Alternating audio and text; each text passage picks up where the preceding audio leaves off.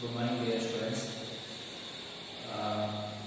ನಿಮಗೆ ಆಲ್ರೆಡಿ ಗೊತ್ತಿರುತ್ತೆ ಈ ಕೋವಿಡ್-19 ಎಫೆಕ್ಟ್ನಿಂದಾಗಿ ನಾವು ಡೈರೆಕ್ಟಾಗಿ ಕ್ಲಾಸ್ ಮಾಡೋಕ್ಕಾಗ್ತಾ ಇಲ್ಲ. ಸೊ ಹಾಗಾಗಿ ಸ್ವಲ್ಪ ನಾವು ಸಿಲೆಬಸ್ನ ಕಂಪ್ಲೀಟ್ ಮಾಡ್ಕೊಳ್ತಕ್ಕಂಥ ಒಂದು ಉದ್ದೇಶದಿಂದ ಈ ಒಂದು ಆನ್ಲೈನ್ ಕ್ಲಾಸಸ್ಗಳಿಗೆ ಪ್ಲ್ಯಾನ್ ಮಾಡಿರ್ತಕ್ಕಂಥದ್ದು ಮ್ಯಾನೇಜ್ಮೆಂಟ್. ಸೊ ನಿಮಗೆ ಗೊತ್ತಿರುತ್ತೆ, before going to the lockdown classes ಅಲ್ಲಿ ನಾವು ಡಿಸ್ಕಷನ್ ಮಾಡ್ತಾ ಇದ್ವಿ. ಬಜೆಟರಿ ಕಂಟ್ರೋಲ್ ಚಾಪ್ಟರ್ ಅನ್ನ ನಾವು ಸ್ಟಡಿ ಮಾಡ್ತಾ ಇದ್ವಿ. ನಿಮಗೆ ಬಜೆಟರಿ ಕಂಟ್ರೋಲ್ ಅಂತಕ್ಕಂಥದ್ದು ಅಂದ್ರೆ ಏನು, ಬಜೆಟ್ ಅನ್ನ ನಾವು ಯಾಕೆ ಸ್ಟಡಿ ಮಾಡ್ತೀವಿ ಅಂತಕ್ಕಂಥದ್ದನ್ನು ಬರೆಸಿದಾರ. ಸೊ ಗ್ಲಾನ್ಸ್ ಆಗಿ ಒಂದ್ ಸೆಕೆಂಡ್ ನಿಮ್ಗೆ ಏನ್ ಮಾಡ್ತೀನಿ, ರಿಪೀಟ್ ಮಾಡ್ತೀನಿ ಅಂತ ಈ ಬಜೆಟರಿ ಕಂಟ್ರೋಲ್ ಚಾಪ್ಟರ್ ಅನ್ನು ನಾವು ಕಂಟಿನ್ಯೂ ಮಾಡ್ತಾ ಹೋಗೋಣ. ವೆಲ್ಕಮ್. ಇಲ್ಲಿ ನೋಡಿ, ನಾವು ಬಜೆಟರಿ ಕಂಟ್ರೋಲ್ ಚಾಪ್ಟರ್ ಅನ್ನು ಸ್ಟಡಿ ಮಾಡ್ತಾ ಇದ್ವಿ. Budgetary control is a system of controlling the cost, the preparation of budget in various departments ಅಂತ ಕರೀತೀವಿ. ಬೇರೆ ಬೇರೆ ಒಂದು ಡಿಪಾರ್ಟ್ಮೆಂಟ್ಗಳ ಆಧಾರಿತವಾಗಿ ನಾವು ಒಂದು ಬಜೆಟ್ ಅಮೌಂಟ್ ಅನ್ನು ಅನಲೈಸ್ ಮಾಡಬೇಕಾದ್ರೆ ಇದು ನಮಗೆ ಹೆಲ್ಪ್ಫುಲ್ ಆಗಿರ್ತಕ್ಕಂಥದ್ದು. ಬೇರೆ ಬಜೆಟ್ ಅಂದ್ರೆ ಏನಂತಕ್ಕಂಥದ್ದು ನಿಮ್ಗೆ ಗೊತ್ತಿದೆ. ಏನಪ್ಪಾ, it is A blue print of future action ಅಂತ ಕರಿತೀವಿ. ಸಿಂಪಲ್ ವರ್ಡಲ್ಲಿ ಹೇಳಂಗಿಲ್ಲ. ಇಲ್ಲಿ ನಮಗೆ ಬಜೆಟ್ ಅಂದ್ರೆ ಕರೆಕ್ಟ್ ಆಗಿ ಮೀನಿಂಗ್ ಅರ್ಥ ಮಾಡ್ಕೊಳ್ಳಿ. Budget is a statement showing the anticipated changes. ನೋಡಿ, statement showing the anticipated changes in the result the term of money or quantity in respect of a particular period. ಒಂದು ನಿರ್ದಿಷ್ಟವಾಗಿರತಕ್ಕಂಥ period ಅಲ್ಲಿ ಆಗಿರತಕ್ಕಂಥ income and expenditures ಗಳನ್ನ ಅಥವಾ receipts and payments ಗಳನ್ನ ನಾವು study ಮಾಡ್ತಕ್ಕಂಥದ್ದು. ಅದು ಬೇಸ್ಡ್ ಆನ್ ಆಂಟಿಸಿಪೇಟೆಡ್ ಫ್ಯೂಚರ್ ಅಲ್ಲಿ, ಅಂದ್ರೆ ಫೋರ್ಕಾಸ್ಟಿಂಗ್ ಅಂತ ಹೇಳಿದ್ರು. ಮುಂದೆ ಆಗೋದನ್ನ ಈಗ ಅನಾಲಿಸಿಸ್ ಮಾಡ್ತಕ್ಕಂಥದ್ದು. ಅದಕ್ಕೆ ಹೇಳ್ತಾನೆ budget is a statement showing the anticipated changes. ಮುಂಜಾಗ್ರತೆಯಾಗಿ ಮುಂದೆ ಆಗ್ತಕ್ಕಂಥ ಎಕ್ಸ್ಪೆಂಡಿಚರ್ ಗಳನ್ನ ಈಗಲೇ ಏನ್ ಮಾಡ್ತಕ್ಕಂಥದ್ದು, ಒಂದು ಯೋಜನಾ ಪೂರ್ವ ತಯಾರು ಮಾಡಿ ವೆಚ್ಚವನ್ನ ಮೀಸಲಿಡ್ತಕ್ಕಂಥ ಕೆಲಸ ಎಲ್ಲಿ ಆಗುತ್ತೆ ಅಂದ್ರೆ ಈ ಬಜೆಟ್ ಅಲ್ಲಿ ಆಗುತ್ತೆ. ಹಾಗಾಗಿ anticipated result in the term of money or quantity in respect of various activities to be carried out during the period ಅಂತ. ನಿರ್ದಿಷ್ಟ ಅವಧಿ ಅಂದ್ರೆ 1 ವರ್ಷ, 6 ಮಂತ್ಸ್ ಅಥವಾ 3 ಮಂತ್ಸ್, ಕ್ವಾರ್ಟರ್ಲಿ ಏನ್ ಮಾಡ್ತಾರೆ ಅಂದ್ರೆ ಈ ಬಜೆಟ್ ಪ್ಲಾನ್ ಅನ್ನ ರೆಡಿ ಮಾಡ್ತಾ ಹೋಗ್ತಾರೆ. ಸೊ ಆ ಬಜೆಟ್ ಪ್ಲಾನ್ಸ್ ಗಳನ್ನ ಇಲ್ಲಿ ನಾವು 2 ಟೈಪ್ಸ್ ಆಗಿ ಡಿವೈಡ್ ಮಾಡಿ ಸ್ಟಡಿ ಮಾಡ್ತೀವಿ. ಒಂದು ಕ್ಯಾಶ್ ಬಜೆಟ್, ಇನ್ನೊಂದು ಫ್ಲೆಕ್ಸಿಬಲ್ ಬಜೆಟ್. ಕ್ಯಾಶ್ ಬಜೆಟ್ ಅಂದ್ರೆ ಏನು, ಫ್ಲೆಕ್ಸಿಬಲ್ ಬಜೆಟ್ ಅಂದ್ರೆ ಇವೆರಡಕ್ಕೆ ಏನ್ ಚೇಂಜಸ್ ಇರುತ್ತೆ. ಫಸ್ಟ್ ನಾವು ಕ್ಯಾಶ್ ಬಜೆಟ್ ಬಗ್ಗೆ ಡಿಟೇಲ್ ಆಗಿ ಸ್ಟಡಿ ಮಾಡೋಣ. ಕ್ಯಾಶ್ ಬಜೆಟ್ ಅಂದ್ರೆ cash budget is a process of forecasting. ಕರೆಕ್ಟಾಗಿ ಅರ್ಥ ಮಾಡ್ಕೊಳ್ಳಿ. Cash budget is A process of forecasting the anticipated receipt and payments. Anticipated receipts and payments.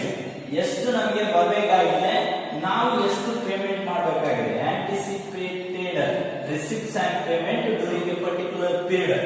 ಒಂದು ನಿರ್ದಿಷ್ಟ ಅವಧಿಯಲ್ಲಿ ನಮ್ಮ ಬಿಸ್ನೆಸ್ ಗೆ ಎಲ್ಲಿಂದ ಅಮೌಂಟ್ ಬರಬೇಕು, ಎಷ್ಟು ಅಮೌಂಟ್ ಬರ್ತಾ ಇದೆ, ಎಷ್ಟು ಬರುತ್ತೆ, ಅದು ರಿಸಿಪ್ಟ್. ಪೇಮೆಂಟ್ ಅಂದ್ರೆ ಆ ನಿರ್ದಿಷ್ಟ ಅವಧಿಯಲ್ಲಿ ನಾವು ಎಷ್ಟು ಕೊಡಬೇಕು, ಯಾರಿಗೆ ಕೊಡಬೇಕು. ಕ್ಯಾಶ್ ಪೇಮೆಂಟ್ ಇದೆನೋ ಅಥವಾ ಕ್ರೆಡಿಟ್ ಪೇಮೆಂಟ್ ಇದೆನೋ. ಕ್ರೆಡಿಟ್ ಪೇಮೆಂಟ್ ಇದ್ರೆ ಪೀರಿಯಡ್ ಎಷ್ಟು ಕೊಟ್ಟಿದ್ದಾರೆ, ಎಲ್ಲದನ್ನು ಕೂಡ ನಾವು ಇಲ್ಲಿ ಕನ್ಸಿಡರ್ ಮಾಡ್ಕೋಬೇಕಾಗುತ್ತೆ. ಸೊ ಹಾಗಾಗಿ ರಿಸಿಪ್ಟ್ಸ್ ಅಂಡ್ ಪೇಮೆಂಟ್ಸ್ ಗಳನ್ನ ನಾವು ಪರ್ಟಿಕ್ಯುಲರ್ ಪೀರಿಯಡ್ ನಾವು ಪ್ರಿಪೇರ್ ಮಾಡಿದ್ರೆ ಅದನ್ನ ನಾವು ಕ್ಯಾಶ್ ಬಜೆಟ್ ಅಂತ ಕರಿತೀವಿ. ಸೊ ಹಾಗಾಗಿ ಕ್ಯಾಶ್ ಬಜೆಟ್ ಪ್ರಿಪೇರ್ ಮಾಡಕ್ಕೆ ಒಂದು ಸ್ಟೇಟ್ಮೆಂಟ್ ಇದೆ, ಅದನ್ನ ಇಲ್ಲಿ ಹಾಕಿದೀನಿ ನಾನು. ಸ್ಟೇಟ್ಮೆಂಟ್ ಆಫ್ ಕ್ಯಾಶ್ ಬಜೆಟ್ ಅಂತ ಕರಿತೀವಿ. Particular period first, second, third. ನೋಡಿ, ನಮಗೆ ಕ್ಯಾಶ್ ಬಜೆಟ್ ಅನ್ನು ಪ್ರಿಪೇರ್ ಮಾಡಬೇಕಾದ್ರೆ ಕಂಪಲ್ಸರಿ ಆಗಿ ಒಂದು ಪೀರಿಯಡ್ ಅನ್ನ ಕೊಟ್ಟಿರ್ತಾರೆ. ಇಯರ್ ಆದ್ರೂ ಕೊಟ್ಟಿರ್ತಾನೆ, ಕ್ವಾರ್ಟರ್ ಆದ್ರೂ ಕೊಟ್ಟಿರ್ತಾನೆ, ಮಂತ್ಸ್ ಆದ್ರೂ ಕೊಟ್ಟಿರ್ತಾನೆ. ಕಾಮನ್ ಆಗಿ ಏಪ್ರಿಲ್, ಮೇ, ಜೂನ್ ಕೊಟ್ಟಿದ್ರೆ ನಾವು ಪೀರಿಯಡ್ ಅಲ್ಲಿ ಏಪ್ರಿಲ್, ಮೇ, ಜೂನ್ ಅಂತ ಬರ್ಕೋಬೇಕು. ಕ್ವಾರ್ಟರ್ ಅಲ್ಲಿ ಕೊಟ್ಟಿದ್ದಂತ ಇಟ್ಕೊಳ್ಳಿ, first quarter, second quarter, third quarter, fourth quarter ಅಂತ ಬರ್ಕೋಬೇಕು.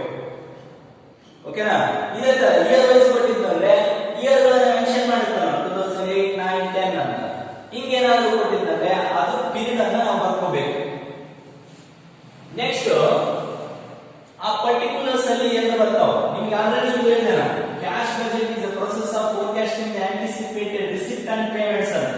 ಆ ರಿಸಿಪ್ಟ್ಗಳು ಯಾವ್ಯಾವ ಇದಾವ, ಪೇಮೆಂಟ್ಸ್ಗಳು ಯಾವ್ಯಾವ ಇದಾವ ಅಂತ ಹೇಳಿ ಡಿವೈಡ್ ಮಾಡ್ತೀವಿ ಈ ಸ್ಟೇಟ್ಮೆಂಟ್ ಅಲ್ಲಿ. ರಿಸಿಪ್ಟ್ಸ್ಗಳು ಯಾವ್ಯಾವ, ಓಪನಿಂಗ್ ಬ್ಯಾಲೆನ್ಸ್ ಆಫ್ ಕ್ಯಾಶ್, ಇದು ಅಡ್ಜಸ್ಟ್ಮೆಂಟ್ ಕೊಟ್ಟಿರ್ತಾರೆ. ಕ್ಯಾಶ್ ಓಪನಿಂಗ್ ಬ್ಯಾಲೆನ್ಸ್ ಎಷ್ಟಿದೆಯಪ್ಪ, ಆ ಮಂತ್ ಬಿಸ್ನೆಸ್ ಮಾಡ್ತಾ ಇದೀವಲ್ಲ, ಈ ಮಂತ್ ಸ್ಟಾರ್ಟ್ ಆಯ್ತು ಈಗ ಅಂದಾಗ 1ನೇ ತಾರೀಕಿಗೆ ಎಷ್ಟು ಬ್ಯಾಲೆನ್ಸ್ ಇತ್ತು. ಇವತ್ತು ನೋಡ್ರಿ ಆಲ್ರೆಡಿ ಇವತ್ತು ಫೆಬ್ರವರಿ 22. ನೆಕ್ಸ್ಟ್ ಅವಾಗ ಏನಾಗಿತ್ತಪ್ಪ ಅಂತಂದ್ರೆ ಏಪ್ರಿಲ್ 1ನೇ ತಾರೀಕಿಗೆ ನಮ್ಮ ಹತ್ರ ಓಪನಿಂಗ್ ಬ್ಯಾಲೆನ್ಸ್ ಎಷ್ಟು ಇತ್ತಪ್ಪ ಕ್ಯಾಶ್ ಅಂತ ಅಂದಾಗ ನಾವು ಓಪನಿಂಗ್ ಬ್ಯಾಲೆನ್ಸ್ ಆಫ್ ಕ್ಯಾಶ್ ಅಂತ ಬರ್ಕೋತೀವಿ. ಅಡ್ಜಸ್ಟ್ಮೆಂಟ್ ಅಲ್ಲಿ ಕೊಟ್ಟಿರ್ತಾರೆ. ನೆಕ್ಸ್ಟ್ ಕ್ಯಾಶ್ ಸೇಲ್ಸ್, ನಮ್ಮ ಬಿಸ್ನೆಸ್ ಅಲ್ಲಿ ಏನಾದ್ರು ಸೇಲ್ಸ್ ಮಾಡಿದ್ವಪ್ಪ ಅಂದ್ರೆ ಸೇಲ್ಸ್, ಕ್ಯಾಶ್ ಸೇಲ್ಸ್ ಅಂತ ಇಟ್ ಮೀನ್ಸ್ ಡೈರೆಕ್ಟ್ ಆಗಿ ಸೇಲ್ಸ್ ಮಾಡಿದಾಗ ಅಲ್ಲಿ ಅಮೌಂಟ್ ಏನಿಗೆ ಬರ್ತಿರ್ಬೇಕಲ್ಲ, ನಾವು ಕ್ಯಾಶ್ ಸೇಲ್ಸ್ ಅಂತ ಕರಿತೀವಿ. ಕ್ರೆಡಿಟ್ ಸೇಲ್ಸ್ ಅಂತಂದ್ರೆ ನಾವು ಮಾರಾಟ ಮಾಡಿದಾಗ ಆ ಒಂದು ಅಮೌಂಟ್ ಗೆ ಒಂದು ನಿಗದಿತ ಅವಧಿಯನ್ನ ಕೊಡೋದು. ಫ್ಯೂಚರ್ ಅಲ್ಲಿ 3 months 4 months ಆದ್ಮೇಲೆ ಕೊಡ್ರಿ, 6 months ಆದ್ಮೇಲೆ ಕೊಡ್ರಿ, 1 month ಆದ್ಮೇಲೆ ಕೊಡ್ರಿ ಅಂತ ಏನಾದ್ರು ಕ್ರೆಡಿಟ್ ಪೀರಿಯಡ್ ಅಲೋ ಮಾಡಿದ್ರೆ ಅದು ಕ್ರೆಡಿಟ್ ಸೇಲ್ಸ್. ಕ್ಯಾಶ್ ಸೇಲ್ಸ್ ಅಂದ್ರೆ ನಾವು ಕ್ಯಾಶ್ ರಿಸೀವ್ ಮಾಡ್ಕೊತೀವಿ, ಈಗ ನಮ್ಮ ವಸ್ತುಗಳನ್ನ ಏನ್ ಮಾಡ್ತೀವಿ, ಸೇಲ್ ಮಾಡ್ತೀವಿ. ಇದು ಕ್ಯಾಶ್ ಸೇಲ್ಸ್. ಹಾಗಾಗಿ ಕ್ಯಾಶ್ ಸೇಲ್ಸ್ ಇಂದ ಬಂದಿರತಕ್ಕಂತ ಅಮೌಂಟ್, ಸೇಲ್ಸ್ ಮಾಡಿದ ಅಮೌಂಟ್ ಏನ್ ಬರ್ತದೆ ಅದು ಕ್ಯಾಶ್ ಸೇಲ್ಸ್. ಕ್ಯಾಶ್ ಸೇಲ್ಸ್ ಬಂದಿರತಕ್ಕಂತ ಅಮೌಂಟ್ ಓಪನಿಂಗ್ ಬ್ಯಾಲೆನ್ಸ್ ಜೊತೆಗೆ ಕಲೆಕ್ಷನ್ ಫ್ರಮ್ ಡೆಟಾರ್ಸ್. ಅಂದ್ರೆ ಒಂದ್ ಬಿಸ್ನೆಸ್ 1 ತಿಂಗಳು 2 ತಿಂಗಳು ಒಂದೇ ವರ್ಷ ನಡೆಸಿಕೊಂಡಿಲ್ಲ, ನಮ್ದೇನಿರ್ತದೆ ಕಂಟಿನ್ಯೂಸ್ ಇರ್ತದೆ. ಈಗ ಕೆಲವೊಬ್ರು ಹೇಳಿರ್ತಾರೆ 2 months ಆದ್ಮೇಲೆ, ಅಂದ್ರೆ ನಾವು ಕ್ರೆಡಿಟ್ ಪೀರಿಯಡ್ ಏನ್ ಕೊಟ್ಟಿರ್ತೀವಲ್ಲ ಅವ್ರು 2 months ಆದ್ಮೇಲೆ ಪೇ ಮಾಡ್ತೀನಿ ಅಂತ. ಇಟ್ ಮೀನ್ಸ್ ಇವಾಗ ಏಪ್ರಿಲ್ ಐತಲ್ಲ, ಏಪ್ರಿಲ್ 2 months ಇಟ್ಕೋಬಿಡ, ಫೆಬ್ರವರಿ 2020 ಇರ್ತಕ್ಕಂತ ಅಮೌಂಟ್ ಈಗ ಆಫ್ಟರ್ 2 months ಅಂದ್ರೆ ಇವಾಗ ಏಪ್ರಿಲ್ ಬರುತ್ತಲ್ಲ. ಸೊ ಕಲೆಕ್ಷನ್ ಫ್ರಮ್ ಡೆಟಾರ್ಸ್ ಅಂದ್ರೆ ಆ ಪೀರಿಯಡ್ ಅಲ್ಲಿ, ಆ ನಿಗದಿತ ಅವಧಿಯಲ್ಲಿ ಅಮೌಂಟ್ ಯಾರಿಂದ ಬರ್ಬೇಕಾಗಿದೆ ಅಲ್ಲೆಲ್ಲ ನಾವು ಕಲೆಕ್ಷನ್ ಮಾಡಬೇಕು. ಅದನ್ನ ನಾವೇನಂತ ಕರಿತೀವಿ, ಕಲೆಕ್ಷನ್ ಫ್ರಮ್ ಡೆಟಾರ್ಸ್ ಅಂತ ಕರಿತೀವಿ. ಪಾಸ್ಟ್ ಪೀರಿಯಡ್ ಅಲ್ಲಿ ಆಲ್ರೆಡಿ ನಾವು ಅವರಿಗೆ ಕ್ರೆಡಿಟ್ ಕೊಟ್ಬಿಟ್ಟಿದ್ವಿ, ಕ್ರೆಡಿಟ್ ಸೇಲ್ಸ್ ಆಗಿರ್ತದೆ.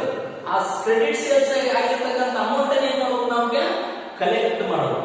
ಅದನ್ನ ನಾವು ಕಲೆಕ್ಷನ್ ಫ್ರಮ್ ಡೆಟಾರ್ಸ್ ಅಂತ ಕರಿತೀವಿ.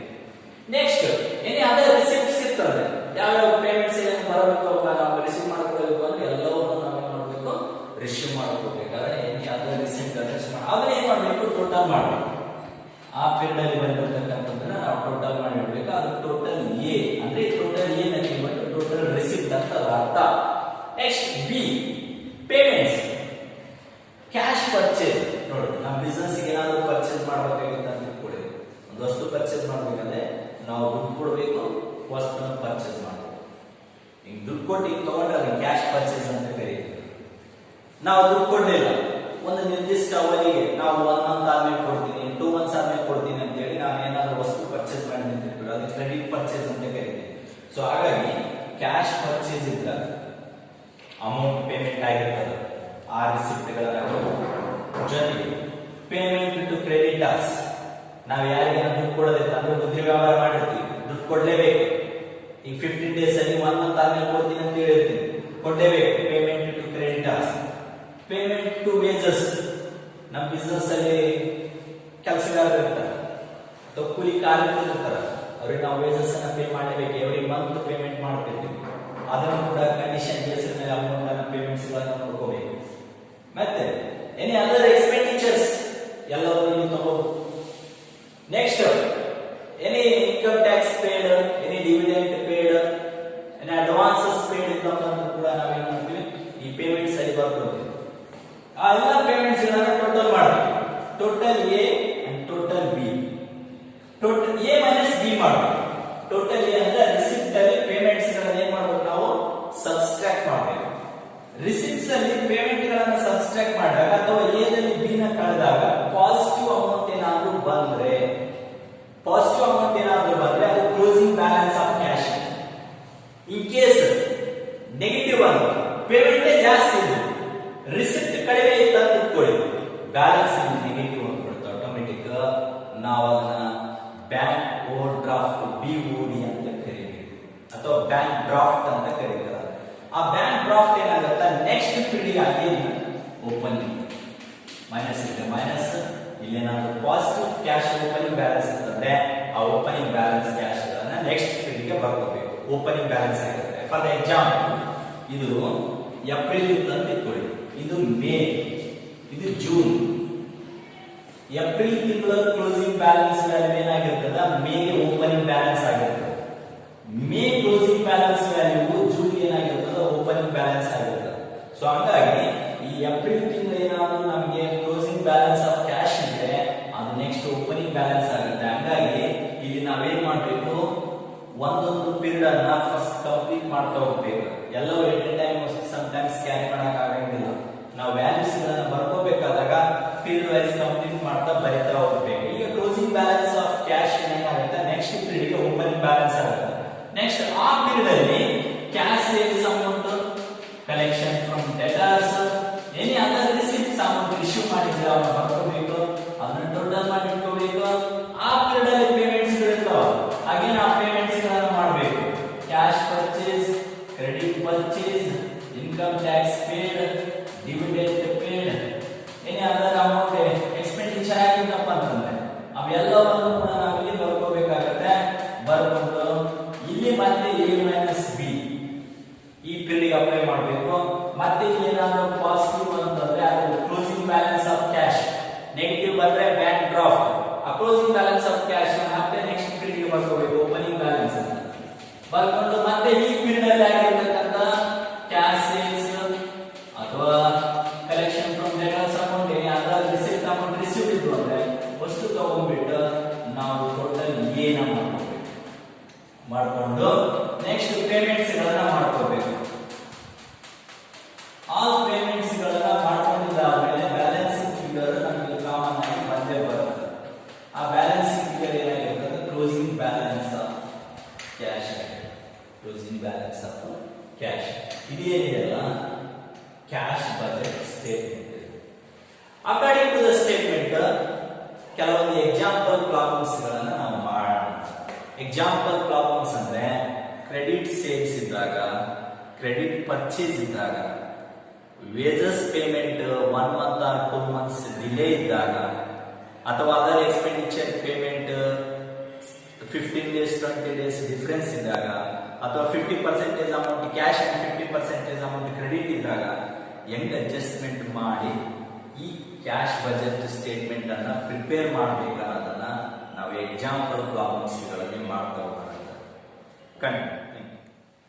ಕ್ಯಾಶ್ ಬಜೆಟ್ ಎಕ್ಸಾಂಪಲ್ ಪ್ರಾಬ್ಲಮ್ಸ್ ಗಳನ್ನ ನಾವು ನೋಡ್ತಾ ಇದ್ವಿ. ಈ ಕ್ಯಾಶ್ ಬಜೆಟ್ ಎಕ್ಸಾಂಪಲ್ ಪ್ರಾಬ್ಲಮ್ಸ್ ಗಳಲ್ಲಿ ಒಂದು ಎಕ್ಸಾಂಪಲ್ ಪ್ರಾಬ್ಲಮ್ ಅನ್ನ ಇಲ್ಲಿ ಸ್ಕ್ರೀನ್ ಮೇಲೆ ಪೇಸ್ಟ್ ಮಾಡಿದ್ದೀನಿ. ಅದನ್ನ ಕರೆಕ್ಟ್ ಆಗಿ ಅಬ್ಸರ್ವ್ ಮಾಡ್ರಿ, ಅದು ನಿಮಗೆ ಕಾಣ್ತಾ ಇರುತ್ತೆ. Prepare A cash budget from the following particulars for November and December. ನಾವು ಈ ಕ್ಯಾಶ್ ಬಜೆಟ್ ಅನ್ನು ಪ್ರಿಪೇರ್ ಮಾಡಬೇಕು ಎರಡು ಪೀರಿಯಡ್, ಯಾವ್ಯಾವ ನವೆಂಬರ್ ಮತ್ತೆ ಡಿಸೆಂಬರ್ ಪೀರಿಯಡ್ಗೆ ನಾವು ಕ್ಯಾಶ್ ಬಜೆಟ್ ಅನ್ನು ಪ್ರಿಪೇರ್ ಮಾಡಬೇಕು. ಅಲ್ಲಿ ಎಕ್ಸ್ಪೆಂಡಿಚರ್ಸ್ ಮತ್ತೆ ರಿಸಿಪ್ಟ್ಸ್ ಗಳನ್ನ ಅಲ್ಲಿ ಕೊಟ್ಟಿದ್ದಾನೆ ಕ್ವಶನ್ ಅಲ್ಲಿ. ಮಂತ್ ಇದೆ, month September, October, November, December months ಕೊಟ್ಟಿದ್ದಾನೆ, ಸೇಲ್ಸ್ ಕೊಟ್ಟಿದ್ದಾನೆ, ಪರ್ಚೇಸ್ ಕೊಟ್ಟಿದ್ದಾನೆ, ಎಕ್ಸ್ಪೆನ್ಸಸ್ ಗಳನ್ನ ಕೊಟ್ಟಿದ್ದಾನೆ, ಜೊತೆಗೆ ಅಡಿಷನಲ್ ಇನ್ಫಾರ್ಮೇಶನ್ ಅಡ್ಜಸ್ಟ್ಮೆಂಟ್ ಕೂಡ ಕೊಟ್ಟಿದ್ದಾನೆ.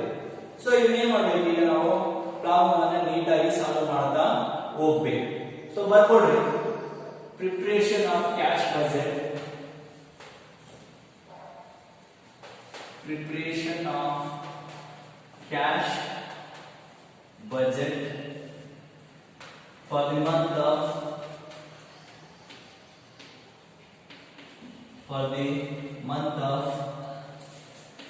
November and December.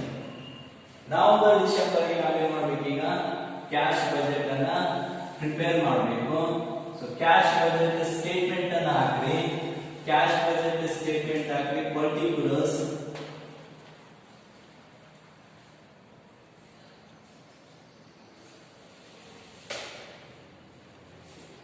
ಇಲ್ಲಿ 2 months ಪೀರಿಯಡ್ ಹೇಳಿದಾನಲ್ಲ, ಯಾವ ಹೇಳಿದಾನೆ, ನವೆಂಬರ್ ಮತ್ತೆ ಡಿಸೆಂಬರ್ ಅಂತ ಹೇಳಿದಾನಲ್ಲ. ಈ ನವೆಂಬರ್ ಮತ್ತೆ ಡಿಸೆಂಬರ್ ಮಾತ್ರ ತೋರಿಸಿ, ನವೆಂಬರ್ ದೆನ್ ಡಿಸೆಂಬರ್. ನಾವಿಲ್ಲಿ ಎರಡು ಪೀರಿಯಡ್ ಹೇಳಿದಾರೆ ಅಂದ್ರೆ 2 months ಹೇಳಿದ್ದಾರೆ. ಸೊ ಆ 2 month ನೋಡ್ಕೊಂಡಿದ್ದೀನಿ.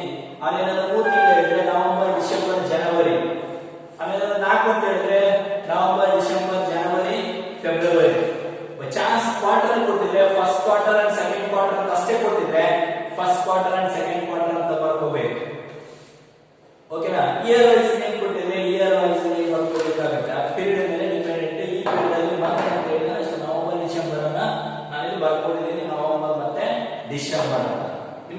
ಆಲ್ರೆಡಿ ಸ್ಟೇಟ್ಮೆಂಟ್ ಎಕ್ಸ್ಪ್ಲೈನ್ ಮಾಡಿದೀನಿ. According to the statement first ಏನ್ ಬರ್ತದೆ ರಿಸಿಪ್ಟ್ ಬರ್ತದ ಅಂತ ಹೇಳಿ. ಸೊ ನಾವೇನ್ ಮಾಡಬೇಕು ಎ ಅಂತ ಬರ್ಬಿಟ್ಟು ರಿಸಿಪ್ಟ್ಸ್ ಗಳನ್ನ ಬರ್ಕೋಬೇಕು.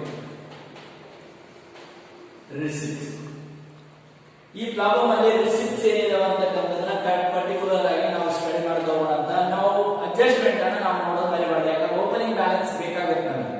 ಯಾಕಂದ್ರೆ ಲಾಸ್ಟ್ ಮಂತ್ ಕ್ಲೋಸಿಂಗ್ ಆಗಿರ್ತಕ್ಕಂಥದ್ದು ಈ ಮಂತ್ ಏನಾಗುತ್ತೆ ಓಪನಿಂಗ್ ಆಗುತ್ತೆ. ಇಲ್ಲಿ ಏನಾಗಿದೆ ನವೆಂಬರ್ ಅಂಡ್ ಡಿಸೆಂಬರ್ ಮಾಡ್ತಾ ಇದೀವಿ ಅಂದ್ರೆ ನವೆಂಬರ್ ಓಪನಿಂಗ್ ಬ್ಯಾಲೆನ್ಸ್ ಎಲ್ಲಿಂದ ಬರುತ್ತಾ ಅಕ್ಟೋಬರ್ ಇಂದ ಬರುತ್ತೆ. ಅಕ್ಟೋಬರ್ ಕ್ಲೋಸಿಂಗ್ ಬ್ಯಾಲೆನ್ಸ್ ಅಲ್ಲಿ ಕೊಟ್ಟಿರ್ತಾರೆ ನೋಡ್ಕೋಬೇಕಾಗುತ್ತೆ. ಏನ್ ಕೊಟ್ಟಿದ್ದಾರೆ ನೋಡಿ, opening balance of cash for November adjustment ಅಲ್ಲಿ ಇದೆ.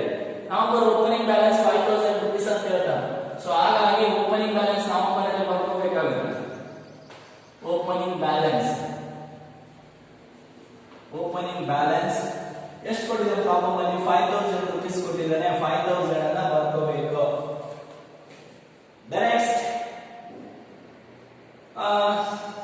ಮತ್ತೆ ರಿಸಿಪ್ಟ್ಸ್ ಗಳನ್ನ ನೋಡಬೇಕು. ಓಪನಿಂಗ್ ಬ್ಯಾಲೆನ್ಸ್ ಆದ್ಮೇಲೆ ರಿಸಿಪ್ಟ್ ಅಂದ್ರೆ ಎಲ್ಲಿಂದ ಅಮೌಂಟ್ ರಿಸೀವ್ ಮಾಡ್ಕೊತೀವಿ ನಾವು, ಏನಾದ್ರು ಪ್ರಾಡಕ್ಟ್ ಸೇಲ್ ಮಾಡಿದಾಗ ರಿಸೀವ್ ಮಾಡ್ಕೊತೀವಿ. ಹಾಗಾಗಿ ಕ್ಯಾಶ್ ಸೇಲ್ಸ್ ಅನ್ನ ನಾವು ತಗೋಬೇಕಾಗುತ್ತೆ. Cash sales is the sales which amount immediately received at the time of the selling the particular product ಅಂತ ಹೇಳ್ತೀವಿ. ಅಂದ್ರೆ ಒಂದು ವಸ್ತುವನ್ನ ನಾವು ಮಾರಾಟ ಮಾಡಬೇಕಾದ್ರೆ ಇಮಿಡಿಯೇಟ್ ದುಡ್ಡು ಏನಾದ್ರು ರಿಸೀವ್ ಮಾಡ್ಕೊಂಡಿದ್ರೆ ಅದನ್ನ ಕ್ಯಾಶ್ ಸೇಲ್ಸ್ ಅಂತ ಕರೀತೀವಿ. ಆ ಕ್ಯಾಶ್ ಸೇಲ್ಸ್ ಅಮೌಂಟ್ ಏನಿದೆ ಅಂತಕ್ಕಂಥದ್ದನ್ನ ಬರ್ಕೋಬೇಕಾಗುತ್ತೆ. ಕ್ರೆಡಿಟ್ ಸೇಲ್ಸ್ ಇದ್ರೆ ಎಷ್ಟು ಪೀಲ್ಡಿಂಗ್ ಇರ್ತದೆ ಅದೆಲ್ಲವನ್ನ ನಾವು ಇದರಲ್ಲಿ ನೋಡ್ಕೋಬೇಕಾಗುತ್ತೆ. ಈಗ ಅಡ್ಜಸ್ಟ್ಮೆಂಟ್ ನೋಡ್ತಾ ಹೋದ್ರೆ ಅಡ್ಜಸ್ಟ್ಮೆಂಟ್ ಅಲ್ಲಿ ಹೇಳಿದ್ದಾರೆ all sales are cash sales ಅಂದ್ರೆ ನೋಡಿ ಇಲ್ಲಿ ಸೇಲ್ಸ್ ಆಗಿದೆ ಅಲ್ಲ ಆ ಎಲ್ಲಾ ಸೇಲ್ಸ್ ಗಳು ಏನಾಗಿವೆ ಕ್ಯಾಶ್ ಆಗಿವೆ, ಕ್ರೆಡಿಟ್ ಆಗಿಲ್ಲ. ಕ್ರೆಡಿಟ್ ಆಗಿಲ್ಲ ಅಂದ್ರೆ ಇಟ್ ಮೀನ್ಸ್ ಇಲ್ಲಿ ಕಲೆಕ್ಷನ್ ಫ್ರಮ್ ಡೆಟರ್ಸ್ ಅಮೌಂಟ್ ಬರಂಗಿಲ್ಲ. ಗೊತ್ತಾಯ್ತಲ್ಲ? ಸೊ ಹಾಗಾಗಿ all sales are cash sales ಅಲ್ಲ, ಆ ತಿಂಗಳಲ್ಲಿ ಆಗಿರ್ತಕ್ಕಂಥ ಅಮೌಂಟ್ ಆ ತಿಂಗಳಲ್ಲೇ ಬಂದ್ಬಿಡುತ್ತೆ. ಇವಾಗ ನಾವು ಈಗ ಒಂದು ವಸ್ತು ಸೇಲ್ ಮಾಡಿದ್ರೆ ಅಮೌಂಟ್ ಈಗ ರಿಸೀವ್ ಮಾಡ್ಕೊಂಡ್ಬಿಡ್ತೀವಿ, ಇಮಿಡಿಯೇಟ್ ಕ್ಯಾಶ್ ರಿಸೀವ್ ಆಗಿರ್ತದ. ಸೊ ಹಾಗಾಗಿ ಕ್ಯಾಶ್ ಸೇಲ್ಸ್ ನವೆಂಬರ್ ಅಲ್ಲಿ ಎಷ್ಟಾಗಿದೆ ನೋಡ್ಕೊಳ್ಳಿ. ನವೆಂಬರ್ ತಿಂಗಳಲ್ಲಿ ಕ್ಯಾಶ್ ಸೇಲ್ಸ್ ಎಷ್ಟಿದೆಯಪ್ಪ ಅಂತಂದ್ರೆ 30,000 ರೂಪಾಯಿ ಆಗಿದೆ. ಆ 30,000 ಬರ್ಕೊಂಡ್ಬಿಡ್ಬೇಕು 30,000. ಈ 30,000 ಬರ್ಕೊಂಡಿದ್ದಾದ್ಮೇಲೆ ನಮ್ಗೆ ಏನಾದ್ರು ಅದರ್ ರಿಸಿಪ್ಟ್ಸ್ ಏನಾದ್ರು ಇದಾವ ಚೆಕ್ ಮಾಡ್ಕೊಳ್ಳಿ. ಕಲೆಕ್ಷನ್ ಫ್ರಮ್ ಡೆಟರ್ಸ್ ಅಂತಿಲ್ಲ ಅಂದ್ರೆ ಸೇಲ್ಸ್ ಆಗಿದೆ ಇಲ್ಲಿ. ಸೊ ಹಂಗಾಗಿ ಅದು ಬರಂಗಿಲ್ಲ. ಏನೇ ಅದರ್ ರಿಸಿಪ್ಟ್ ಏನಾದ್ರು ಇದಾವ ನೋಡ್ರಿ, ಏನೇ ಅದರ್ ರಿಸಿಪ್ಟ್ಸ್ ಕೂಡ ಇಲ್ಲ. ನಾವೇನ್ ಮಾಡ್ಬೇಕು ಈಗ ಟೋಟಲ್ ಮಾಡಿರ್ಬೇಕು. Total A 35,000. ಈಗ ಬಿ ಗೆ ಬರು ಪೇಮೆಂಟ್ಸ್. ಏನೇನು ಪೇಮೆಂಟ್ಸ್ ಅದಾವ ನೋಡ್ಕೊ. ಇಲ್ಲಿ ಪರ್ಚೇಸಸ್ ಮತ್ತೆ ಎಕ್ಸ್ಪೆಂಡಿಚರ್ಸ್ ಅದಾವ. ಈ payment any product or purchase ಇದ್ರೆ ಇಮಿಡಿಯೇಟ್ ಪೇಮೆಂಟ್ ಮಾಡಬೇಕು, ಅದು cash purchase. Any product purchase on the basis of credit period all 1 month ಅಂತ ಹೇಳಿದ್ರೆ ನಾವು ಇವತ್ತು ವಸ್ತುವನ್ನು ಪರ್ಚೇಸ್ ಮಾಡ್ತೀವಿ, ಬಟ್ ಅದರ ಅಮೌಂಟ್ ಅನ್ನು ಯಾವಾಗ ಪೇಮೆಂಟ್ ಮಾಡ್ತೀವಿ, ಒಂದು ತಿಂಗಳ ಆದ್ಮೇಲೆ ಕೊಡ್ತೀವಿ. ಸೊ ಇಲ್ಲಿ ಕಂಡೀಷನ್ ಏನಿದೆ ನೋಡ್ಕೊಳ್ಳಿ, ಎರಡೇ ಅಡ್ಜಸ್ಟ್ಮೆಂಟ್ ಅನ್ನು ನೋಡ್ಕೊಳ್ಳಿ. All purchases are on credit. ಎಲ್ಲ ಪರ್ಚೇಸ್ ಮಾಡಿವಲ್ಲ ಅವೆಲ್ಲವೂ ಏನಿದಾವ ಉದ್ರಿ ವ್ಯವಹಾರ ಇದಾವ, ಯಾವ ಕ್ಯಾಶ್ ಇಲ್ಲ. ಏನಿದೆ ನೋಡಿ, ಕ್ರೆಡಿಟ್ ಪೀರಿಯಡ್ ಅಲ್ಲೌಡ್ 1 ಮಂತ್. ಆ ಕ್ರೆಡಿಟ್ ಪರ್ಚೇಸ್ ಏನೈತಲ್ಲ ಅದ್ರ ಒಂದು ಕ್ರೆಡಿಟ್ ಪೀರಿಯಡ್ ಅಲ್ಲೌಡ್ ಎಷ್ಟು ಮಾಡ್ಯಾನ, 1 ತಿಂಗಳು ಟೈಮ್ ಕೊಟ್ಟಾನೆ. ಇಟ್ ಮೀನ್ಸ್ ನೋಡ್ಕೊಳ್ರಿ, ಇಲ್ಲಿ ನಮ್ಗೆ 4 ತಿಂಗಳು ಕೊಟ್ಟಿದ್ದಾರೆ. ಒಂದು ಸೆಪ್ಟೆಂಬರ್ ಕೊಟ್ಟಿದ್ದಾನೆ, ಅಕ್ಟೋಬರ್ ಕೊಟ್ಟಿದ್ದಾನೆ, ನವೆಂಬರ್ ಕೊಟ್ಟಿದ್ದಾನೆ, ದೆನ್ ಡಿಸೆಂಬರ್ ಕೊಟ್ಟಿದ್ದಾನೆ ಅಂತ ಇಟ್ಕೊಳ್ಳಿ. ನಾವು ನವೆಂಬರ್ನಾಗ ಪರ್ಚೇಸ್ ಮಾಡಿರ್ತಕ್ಕಂಥ ದುಡ್ಡು ಅಥವಾ ನಾವು ಪರ್ಚೇಸ್ ಮಾಡಿರ್ತಕ್ಕಂಥ ವಸ್ತುವಿನ ಅಮೌಂಟ್ ಅನ್ನ ನಾವು ಯಾವಾಗ ಕೊಡ್ತೀವಿ, ನವೆಂಬರ್ನಾಗ ಕೊಡ್ತೀವಿ. ನವೆಂಬರ್ನಾಗ ಪರ್ಚೇಸ್ ಮಾಡಿರ್ತಕ್ಕಂಥ ಅಮೌಂಟ್ ಅನ್ನ ಯಾವಾಗ ಕೊಡ್ತೀವಿ, ನಾವು ಡಿಸೆಂಬರ್ನಾಗ ಕೊಡ್ತೀವಿ. ಅರ್ಥ ಆಗತ್ತಲ್ಲ? 1 ಮಂತ್ ಡಿಲೇ ಆಗಿ ಅಮೌಂಟ್ ಅನ್ನ ಪೇಮೆಂಟ್ ಮಾಡ್ತಾ ಇದೀವಿ. ಹಾಗಾಗಿ ಈಗ ನವೆಂಬರ್ ಅಮೌಂಟ್ ತಗೋಬೇಕಲ್ಲ, ನವೆಂಬರ್ಗೆ ಅಕ್ಟೋಬರ್ ಅಮೌಂಟ್ ಅಂತ ಹೋಗ್ಬೇಕು. ಯಾಕಂದ್ರೆ ಅಕ್ಟೋಬರ್ ಅಮೌಂಟ್ ಎಲ್ಲಿ ಹೋಗುತ್ತಾ, ನವೆಂಬರ್ಗೆ ಹೋಗುತ್ತಾ. ಸೊ ಹಂಗಾಗಿ ಅಕ್ಟೋಬರ್ ಅಮೌಂಟ್ ಎಷ್ಟಿದೆ ನೋಡ್ಕೋಬೇಕು. ಪೇಮೆಂಟ್ ಟು ಕ್ರೆಡಿಟರ್ ಡೆಟಾರ್ಸ್ ಅಂದ್ರೆ ನಾವು ಮುದ್ರಿ ಕೊಟ್ಟಿರ್ತಕ್ಕಂಥವ್ರಿಗೆ ಅಮೌಂಟ್ ಅನ್ನ ಪೇಮೆಂಟ್ ಮಾಡ್ತಾ ಇದೀವಿ 1 ಮಂತ್ ಡಿಲೇ ಆಗಿ ಪೇಮೆಂಟ್ ಮಾಡ್ತಾ ಇದೀವಿ ಕರೆಕ್ಟ್ ಆಗಿ ನೋಡ್ಕೊಳ್ರಿ ನವೆಂಬರ್ನಾಗ ಅಕ್ಟೋಬರ್ ಅಮೌಂಟ್ ಅನ್ನ ಕೊಡಬೇಕು ಅಕ್ಟೋಬರ್ ಅಮೌಂಟ್ ಎಷ್ಟಿದೆ 8000 ಇದೆ 8000 ಕೊಡಬೇಕು ನೆಕ್ಸ್ಟ್ ಎಕ್ಸ್ಪೆನ್ಸಸ್ ಅದರ್ ಎಕ್ಸ್ಪೆನ್ಸಸ್ ಕೊಟ್ಟಿದ್ದಾನೆ ಪ್ರಾಬ್ಲಮ್ ಎಕ್ಸ್ಪೆನ್ಸಸ್ ಏನ್ ಕೊಟ್ಟಿದ್ದಾರೆ ನೋಡ್ಕೊಳ್ಳಿ ಅಡ್ಜಸ್ಟ್ಮೆಂಟ್ ನೋಡಿ expenses are paid always after 1 month ನೋಡಿ ಹೋದ ತಿಂಗಳು ಏನಾದ್ರು ಎಕ್ಸ್ಪೆಂಡಿಚರ್ ಆಗಿದ್ರೆ ಅದರ ಅಮೌಂಟ್ ಅನ್ನು ಈ ತಿಂಗಳು ಪೇಮೆಂಟ್ ಮಾಡ್ತೀವಿ ಈ ತಿಂಗಳು ಎಕ್ಸ್ಪೆಂಡಿಚರ್ ಆಗಿದ್ದ ಅದರ ಮುಂದಿನ ತಿಂಗಳು ಪೇಮೆಂಟ್ ಮಾಡ್ತೀವಿ ಅಂದ್ರೆ ಒಂದು ತಿಂಗಳು ಡಿಲೇ ಆಗಿ ಅಮೌಂಟ್ ಅನ್ನು ಪೇ ಮಾಡ್ತೀವಿ ಹಾಗಾದ್ರೆ ನವೆಂಬರ್ ತಿಂಗಳದಾಗ ಯಾವ ಅಮೌಂಟ್ ಕೊಡಬೇಕು ನಾವು ಅಕ್ಟೋಬರ್ ಅಮೌಂಟ್ ಅನ್ನು ಕೊಡಬೇಕು ಅದಕ್ಕೆ ಅವ್ನು ಹೇಳ್ತಾರೆ ನೋಡ್ರಿ expenses are paid always after 1 month October November expenditure December ಅಲ್ಲಿ ಕೊಡ್ತೀವಿ ಡಿಸೆಂಬರ್ ಎಕ್ಸ್ಪೆಂಡಿಚರ್ ಅನ್ನ ಜನವರಿಯಲ್ಲಿ ಕೊಡ್ತೀವಿ ಸೊ ಹಾಗಾಗಿ ನಾವು ಇಲ್ಲಿ ಎಕ್ಸ್ಪೆನ್ಸಸ್ ಬರೀಬೇಕಾಗುತ್ತೆ ಎಕ್ಸ್ಪೆನ್ಸಸ್ ನವೆಂಬರ್ ತಿಂಗಳಿಗೆ ಹಿಂದಿನ ತಿಂಗಳ ಅಮೌಂಟ್ ಅನ್ನ ಬರ್ಕೋಬೇಕಾಗುತ್ತೆ ಎಷ್ಟಿದೆ ಅಕ್ಟೋಬರ್ 2000 ರೂಪಾಯಿ ಇದೆ ಬರ್ಕೋಬೇಕು ನೆಕ್ಸ್ಟ್ ಮತ್ತೆ ಏನಾದ್ರು ಎಕ್ಸ್ಪೆಂಡಿಚರ್ ಇದೆ ಚೆಕ್ ಮಾಡ್ಕೊಂಡ್ರೆ ಏನ್ ಎಕ್ಸ್ಪೆಂಡಿಚರ್ಸ್ ಏನಿಲ್ಲ ನಾವೇನ್ ಮಾಡ್ಬೇಕು ಈಗ ಕ್ಲೋಸ್ ಮಾಡಬೇಕು 8000 plus 2000 10000 ಆಗುತ್ತೆ ಟೋಟಲ್ ಬಿ ಇವಾಗ ಏನ್ ಮಾಡ್ರಿ ಎ ಮೈನಸ್ ಬಿ ಮಾಡಿ ಎ ಅಂದ್ರೆ ಟೋಟಲ್ ರಿಸಿಪ್ಟ್ ಬಿ ಅಂದ್ರೆ ಟೋಟಲ್ ಪೇಮೆಂಟ್ಸ್ 35000 ಮೈನಸ್ 10000 ಮಾಡಿದ್ರೆ 25000 rupees closing balance of cash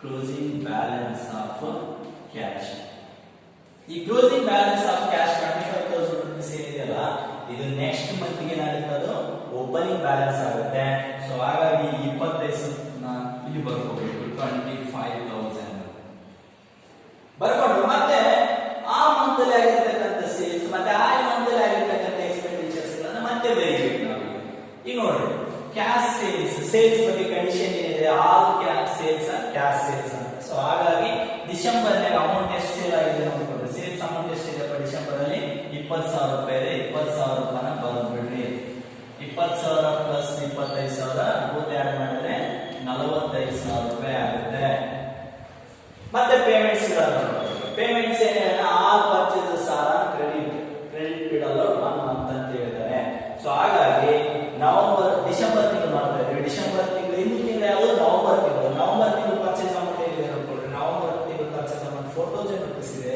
ಆ 4000 rupees ಅನ್ನ ಇಲ್ಲಿ ಬರ್ಕೋಬೇಕು 4000 rupees ನೆಕ್ಸ್ಟ್ ಅದಾದ್ಮೇಲೆ ಎಕ್ಸ್ಪೆಂಡಿಚರ್ಸ್ ಆಲ್ರೆಡಿ ಕಂಡೀಷನ್ ಇದೆ all expenses are paid on this after 1 month ಅಂತ ಹೇಳ್ತಾ ಇದ್ದಾರೆ ಸೊ ಹಾಗಾಗಿ 1 ಮಂತ್ ಲೇಟರ್ ಆಗಿ ಪೇಮೆಂಟ್ ಮಾಡ್ತಾನೆ ಅಂತಂದ್ರೆ ನವೆಂಬರ್ ಡಿಸೆಂಬರ್ ಕೊಡ್ತಾನೆ ಡಿಸೆಂಬರ್ ಜನವರಿ ಕೊಡ್ತಾನೆ ಹಾಗಾದ್ರೆ ನವೆಂಬರ್ ತಿಂಗಳ ಎಕ್ಸ್ಪೆಂಡಿಚರ್ ಅಮೌಂಟ್ ಏನಿದೆ ಅದನ್ನ ಡಿಸೆಂಬರ್ ಪೇಮೆಂಟ್ ಮಾಡ್ತೀವಿ ಏನಿದೆ ಅಮೌಂಟ್ ಅಂದ್ರೆ 1500 rupees ಇದೆ ಆ 1500 rupees ಅನ್ನ ಇಲ್ಲಿ ಬರ್ಕೋಬೇಕು ನೆಕ್ಸ್ಟ್ ಏನೇ ಅಂದ್ರೆ ಎಕ್ಸ್ಪೆಂಡಿಚರ್ ಇಲ್ಲ ಬಟ್ ಇದೊಂದು ಅಡ್ಜಸ್ಟ್ಮೆಂಟ್ ಅಲ್ಲಿ ಒಂದು ಲೈನ್ ಇದೆ ನೋಡ್ರಿ advance income tax paid of ₹5000 to be paid in December ತಿಂಗಳಲ್ಲಿ ಇನ್ಕಮ್ ಟ್ಯಾಕ್ಸ್ ಪೇಡ್ ಆಗಿದೆ ನವೆಂಬರ್ ತಿಂಗಳಲ್ಲಿ ಆಗಿಲ್ಲ ಡಿಸೆಂಬರ್ ಅಲ್ಲಿ ಆಗಿದೆ ಡಿಸೆಂಬರ್ ಅಲ್ಲಿ ನಾವು ಬರ್ಕೋಬೇಕು ಇನ್ಕಮ್ ಟ್ಯಾಕ್ಸ್ ಪೇಡ್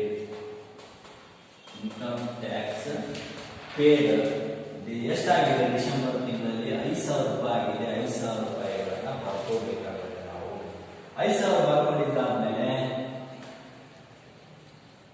ಈಗ ಟೋಟಲ್ ಮಾಡಿ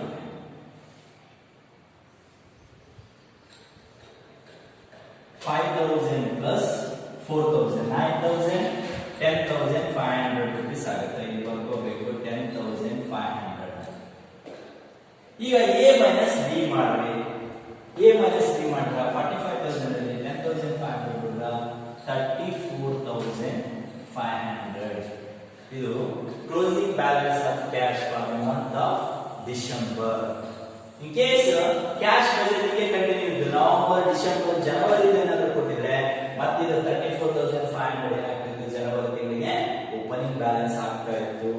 ಈ ಪ್ರೊಸೆಸ್ ಅನ್ನು ನಾವು ಇಲ್ಲಿ ನೋಡ್ತಾ ಹೋಗ್ತೀವಿ. ಐ ಥಿಂಕ್ ನಿಮ್ಗೆ ಅಂಡರ್ಸ್ಟ್ಯಾಂಡಿಂಗ್ ಆಗಿದೆ ಅನ್ಕೊಂತೀನಿ. ಇಲ್ಲಾಂದ್ರೆ ಒಂದ್ಸಲ ರಿಮೈಂಡ್ ಮಾಡಿ ಇವ್ರಿಗೆ. Thank you. ಇನ್ನೊಂದು ಪ್ರಾಬ್ಲಮ್, ಎಕ್ಸಾಂಪಲ್ ಪ್ರಾಬ್ಲಮ್ ಅನ್ನ 15 ಮಾರ್ಕ್ಸ್ ಎಕ್ಸಾಂಪಲ್ ಪ್ರಾಬ್ಲಮ್ ಇನ್ನೊಂದು ಮಾಡಿಸ್ತೀನಿ ಅಂತ. ಸೊ ತಗೊಳ್ರಿ 15 marks. another cash budget problem pasted on the screen. Just see ಇದರಲ್ಲಿ ಕೂಡ ಅಡ್ಜಸ್ಟ್ಮೆಂಟ್ ಅಲ್ಲಿ ಸ್ವಲ್ಪ ಡಿಫರೆನ್ಸ್ ಇದೆ. ಸೊ ಹಾಗಾಗಿ ಇನ್ನೊಂದು ಪ್ರಾಬ್ಲಮ್ 2013 ಕ್ವೆಶ್ಚನ್ ಪೇಪರ್ ಪ್ರಾಬ್ಲಮ್ ಇದು. ಇದನ್ನ ನಾವು ಸ್ಕ್ರೀನ್ ಮೇಲೆ ಪೇಸ್ಟ್ ಮಾಡಿದ್ದೀವಿ. ಸೊ ಆ ಕ್ವೆಶ್ಚನ್ ಅನ್ನು ನೀವು ಕರೆಕ್ಟ್ ಆಗಿ ನೋಡ್ಕೊಳ್ಳಿ. ಇಲ್ಲಿ ಏನಂತ ನೋಡಿ, prepare cash budget for month of 3. ನೋಡಿ 3 ತಿಂಗಳಿಗೆ ಕ್ಯಾಶ್ ಬಜೆಟ್ ಮಾಡಿ. ಸ್ಟಾರ್ಟಿಂಗ್ ಫ್ರಮ್ ಏಪ್ರಿಲ್ ಇಂದ 3 ತಿಂಗಳಿಗೆ ಕ್ಯಾಲ್ಕುಲೇಷನ್ ಮಾಡ್ರಿ ಅಂತ. ಏಪ್ರಿಲ್ ಸ್ಟಾರ್ಟ್ ಮಾಡಿದ್ರೆ ಏಪ್ರಿಲ್, ಮೇ, ಜೂನ್ 3 ತಿಂಗಳಿಗೆ ಏನ್ ಮಾಡ್ಬೇಕು ನಾವು ಕ್ಯಾಶ್ ಬಜೆಟ್ ಅನ್ನು ಪ್ರಿಪೇರ್. ಏನ್ ಕೊಟ್ಟಿದ್ದಾನೆ? ಮಂತ್ಸ್ ಕೊಟ್ಟಿದ್ದಾನೆ. February, March, April, May, June months ಕೊಟ್ಟಿದ್ದಾನೆ. ಆ ಮಂತ್ ಅಲ್ಲಿ ಆಗಿರ್ತಕ್ಕಂಥ ಒಂದು ಟ್ರಾನ್ಸಾಕ್ಷನ್ಸ್ ಗಳನ್ನ ಕೊಟ್ಟಿದ್ದಾನೆ. ಸೇಲ್ಸ್, ಪರ್ಚೇಸಸ್ ಮತ್ತೆ ವೇಜಸ್ ಎಲ್ಲ ಟ್ರಾನ್ಸಾಕ್ಷನ್ಸ್ ಗಳನ್ನ ಕೊಟ್ಟಿದ್ದಾನೆ. ಜೊತೆಗೆ ಅದರ್ ಇನ್ಫಾರ್ಮೇಶನ್ ಅಥವಾ ಅಡಿಷನಲ್ ಅಡ್ಜಸ್ಟ್ಮೆಂಟ್ಸ್ ಗಳನ್ನು ಕೊಟ್ಟಿದ್ದಾನೆ. ಅಡ್ಜಸ್ಟ್ಮೆಂಟ್ಸ್ ಬಹಳ ಇಂಪಾರ್ಟೆಂಟ್ ಆಗುತ್ತೆ. ಕ್ಯಾಶ್ ಬ್ಯಾಲೆನ್ಸ್ ಏಪ್ರಿಲ್ 1 ಓಪನಿಂಗ್ ಎಷ್ಟಿದೆ? 3 ಲಕ್ಷ ಇದೆ. ಏಪ್ರಿಲ್ ತಿಂಗಳ ಸ್ಟಾರ್ಟಿಂಗ್ ಅಂತ ಹೇಳ್ತಾರೆ. ಸೊ ಹಾಗಾಗಿ ಓಪನಿಂಗ್ ಬ್ಯಾಲೆನ್ಸ್ ಆಫ್ ಕ್ಯಾಶ್ ಅಂತ ತಗೋಬೇಕು ನಾವು. Next 25% of sales for cash. ನೋಡಿ ಸೇಲ್ಸ್ ಅಮೌಂಟ್ ಅಲ್ಲಿ 25% ಸೇಲ್ಸ್ ಕೊಟ್ಟರು. ರಿಮೈನಿಂಗ್ 75% ಏನಾಗಿರುತ್ತೆ ಅದು ಕ್ರೆಡಿಟ್. ಕ್ರೆಡಿಟ್ ಪೀರಿಯಡ್ ಅಲೌಡ್ ಏನು ನೋಡಿ ಮುಂದೆ 25% of sales for cash and credit period allowed to customer for credit sales is 1 month ಅಂತ ಹೇಳ್ತಾರೆ. ಅಂದ್ರೆ ಇಟ್ ಮೀನ್ಸ್ ಕ್ರೆಡಿಟ್ ಸೇಲ್ಸ್ ಗೆ ಎಷ್ಟು ಟೈಮ್ ಕೊಟ್ಟರು? ನಾನು 1 ತಿಂಗಳ ಟೈಮ್ ಕೊಟ್ಟಿದ್ದಾರೆ. Next the period of credit allowed by supplier for credit purchases is 2 months. ಅಂದ್ರೆ ಪರ್ಚೇಸಸ್ ಇದೆಯಲ್ಲ ಅದರಲ್ಲಿ ಕ್ಯಾಶ್ ಪರ್ಚೇಸ್ ಇಲ್ಲ, ಅಷ್ಟು ಅಮೌಂಟ್ ಕ್ರೆಡಿಟ್ ಪರ್ಚೇಸ್ ಇದೆ. ಕ್ರೆಡಿಟ್ ಪರ್ಚೇಸ್ ಏನಾಗಿದೆ? 2 months ಟೈಮ್ ಕೊಟ್ಟಿದ್ದಾನೆ. 2 months ಟೈಮ್ ಅಂದ್ರೆ ಈ ತಿಂಗಳ ಪರ್ಚೇಸ್ ಮಾಡಿದ್ದಿಲ್ಲ, 2 ತಿಂಗಳ ಆದ್ಮೇಲೆ ದುಡ್ಡು ಕೊಡೋದು. ಅಂದ್ರೆ ಏಪ್ರಿಲ್ ತಿಂಗಳದಾಗ ನಾನು ಪರ್ಚೇಸ್ ಮಾಡಿದ್ರೆ ಮೇ ಬಿಟ್ಟು ಜೂನ್ 22-23ಕ್ಕೆ ನಾನು ಏನ್ ಮಾಡ್ಬೇಕು? ಅಮೌಂಟ್ ಅನ್ನು ಪೇಮೆಂಟ್ ಮಾಡಬೇಕು. ಮೀನ್ಸ್ 2 months ಪೀರಿಯಡ್ ಅಲ್ಲಿ ಕೊಟ್ಟಿದ್ದಾನೆ ಅಂತ ಅರ್ಥ. ಸೊ ಎಕ್ಸ್ಪೆಂಡಿಚರ್ ವೇಜಸ್ ಏನಿದೆಯಲ್ಲ 1 month ಡಿಲೇ ಆಗಿ ಕೊಡ್ತಾನೆ ಅಂತ. ಅಂದ್ರೆ ನವೆಂಬರ್ ಡಿಸೆಂಬರ್ ಕೊಡ್ತಾನೆ, ಡಿಸೆಂಬರ್ ಜನವರಿ ಕೊಡ್ತಾನೆ, January February, February March, March April. ಈ ತರ ಏನ್ ಮಾಡ್ತಾರೆ? 1 month ಡಿಲೇ ಆಗಿ ಏನ್ ಮಾಡ್ತಾರೆ? ಅಮೌಂಟ್ ಪೇಮೆಂಟ್ಸ್ ಗಳನ್ನ ಮಾಡ್ತಾ ಹೋಗ್ತಾರೆ ಅಂತಕ್ಕಂಥದ್ದು. ಇಲ್ಲಿ ಒಂದು ಸ್ಟೇಟ್ಮೆಂಟ್ ಅನ್ನ ನಾನು ಹಾಕ್ತೀನಿ ಅಂತ ನೀವು ಆಲ್ರೆಡಿ ಆ ಸ್ಟೇಟ್ಮೆಂಟ್ ಬಗ್ಗೆ ಐಡಿಯಾ ಇದೆ. ಆ ಸ್ಟೇಟ್ಮೆಂಟ್ ಏನ್ ಹೇಳುತ್ತಪ್ಪ ಅಂತಂದ್ರೆ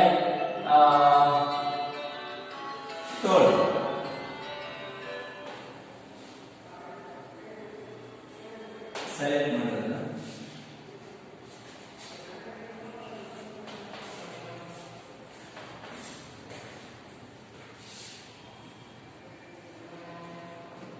Preparation of cash budget for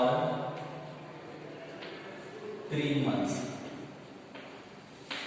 For 3 months ಅಂತ ಹೇಳಿದ್ರೆ 3 months ಗೆ ಕ್ಯಾಶ್ ಬಜೆಟ್ ಅನ್ನು ಪ್ರಿಪೇರ್ ಮಾಡಿ.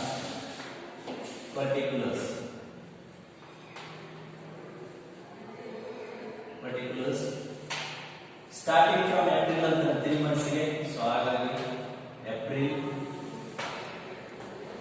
May, June. So cash budget for 3 months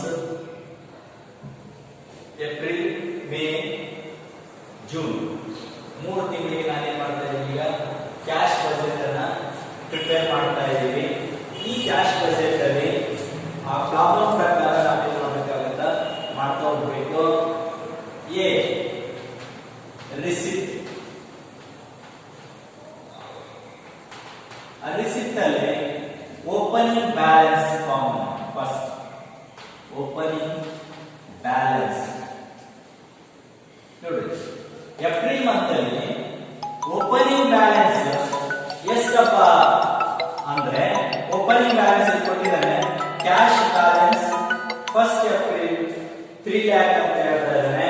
so ಹಾಗಾಗಿ ಓಪನಿಂಗ್ ಬ್ಯಾಲೆನ್ಸ್ 3 lakhs ಅಂತ ಬರೀಬೇಕು ನಾವು. Opening balance 3 lakh. Then statement ಪ್ರಕಾರ ನೆಕ್ಸ್ಟ್ ಸೇಲ್ಸ್ ಬಗ್ಗೆ ಬರೀಬೇಕು. ಕ್ಯಾಶ್ ಸೇಲ್ಸ್ ಮತ್ತೆ ಕ್ರೆಡಿಟ್ ಸೇಲ್ಸ್. ಸೊ ಈಗ ಕ್ಯಾಶ್ ಸೇಲ್ಸ್, ಇನ್ನೊಂದು ಕ್ರೆಡಿಟ್ ಸೇಲ್ಸ್ ಅಂದ್ರೆ ಕಲೆಕ್ಷನ್ ಫ್ರಮ್ ಡೆಟಾರ್ಸ್ ಅಂತ ಅರ್ಥ. Collection from debtors, collection from debtors. ಈಗ ಇದಕ್ಕೆ ಒಂದು ವರ್ಕಿಂಗ್ ನೋಟ್ ಅನ್ನ ಮಾಡಬೇಕು. Working note